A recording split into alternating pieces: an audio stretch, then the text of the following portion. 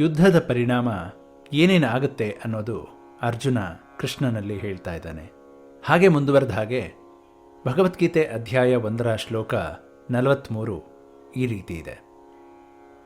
ದೋಷೈರೇತೈಃ ಕುಲಘ್ನಾನಾಂ ವರ್ಣಸಂಕರಕಾರಕೈಃ ಉತ್ಸಾದ್ಯಂತೆ ಜಾತಿಧರ್ಮಾಃ ಕುಲಧರ್ಮಾಶ್ಚ ಶಾಶ್ವತಾಃ.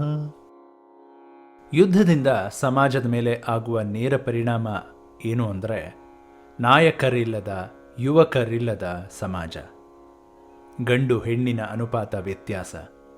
ಇದು ಸರಿ ಹೊಂದಬೇಕಾದರೆ ಅದೆಷ್ಟು ವರ್ಷಗಳು ಬೇಕೋ. ನಾವು ಮಹಾಭಾರತ ಯುದ್ಧವನ್ನು ನೋಡಿದರೆ ಅಲ್ಲಿ ಕನಿಷ್ಠ 50 ಲಕ್ಷ ಮಂದಿ ಜನ ಸತ್ತಿದ್ದಾರೆ. ಇಂತಹ ಮಹಾಯುದ್ಧದಿಂದ ಇಡೀ ಸಮಾಜ ನಾಶ ಮಾಡಿದ ಕುಲಕಂಟಕರು ನಾವಾಗ್ತೀವಿ ಅನ್ನೋದು ಅರ್ಜುನನ ಕಳಕಳಿ. ಸಮಾಜದ ವ್ಯವಸ್ಥೆ ನಾಶ ಆಗೋದ್ರಿಂದ ಸ್ವಭಾವ ನಾಶ ಆಗತ್ತೆ. ಇದರಿಂದ ಆಯಾ ಜೀವದ ಸ್ವಭಾವದ ಅಭಿವೃದ್ಧಿ ಆಗದೆ ವ್ಯಕ್ತಿತ್ವ ವಿಕಸನ ನಾಶವಾಗತ್ತೆ. ಶಾಶ್ವತ ಮೌಲ್ಯದ ಸಮಾಜ ಧರ್ಮ ನಾಶ ಆಗತ್ತೆ.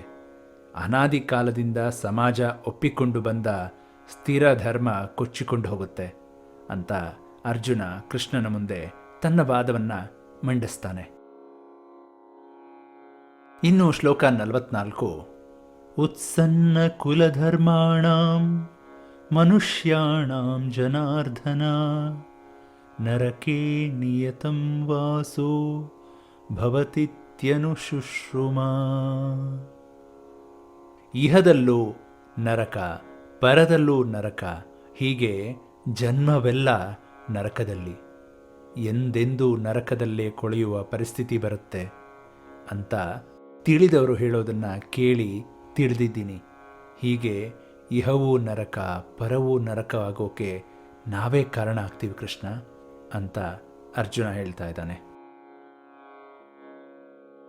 ಇನ್ನು ಶ್ಲೋಕ 45ರಲ್ಲಿ ಅಹೋಬತ್ ಮಹತ್ ಪಾಪಂ ಕರ್ತುಂ ವ್ಯವಸಿತಾ ವಯಂ ಯದ್ರಾಜ್ಯ ಸುಖಲೋಭೇನ ಹಂತುಂ ಸ್ವಜನಮುದ್ಯತಾಃ.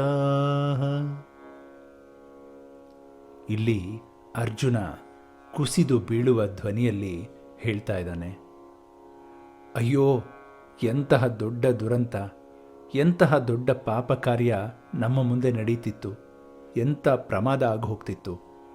ನಾವು ದೊಡ್ಡ ತಪ್ಪನ್ನು ಮಾಡೋಕೆ ಕೈ ಹಾಕ್ತಿದ್ವಿ.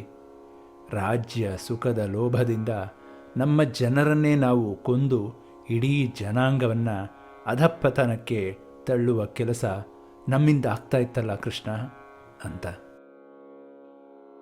ಅರ್ಜುನನಿಗೆ ಬಂಧು ಪ್ರೇಮ ಇಷ್ಟರ ಮಟ್ಟಿಗೆ ಕಾಡ್ತಾ ಇದೆ ಅಂದರೆ ಮುಂದೆ ಏನು ಮಾಡ್ತಾನೆ ಅರ್ಜುನ ಅನ್ನೋದನ್ನು ಮುಂದಿನ ಸಂಚಿಕೆಯಲ್ಲಿ ನೋಡೋಣ. ಅಲ್ಲಿವರೆಗೂ ಎಲ್ಲರಿಗೂ ನಮಸ್ಕಾರ.